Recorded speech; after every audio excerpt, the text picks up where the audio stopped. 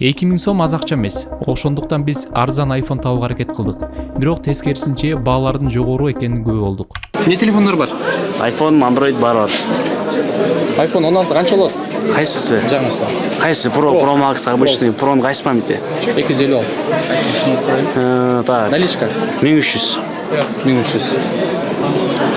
Кымбатпы же арзанбы? Кымбат да. Ачыгын айтканда кымбат, Жетирет да. Samsung барбы? Samsung бар. Кайсы мо A25 канча? A25 канча эле братан? 1500. Канча гигабайт бул? 128. 128бі?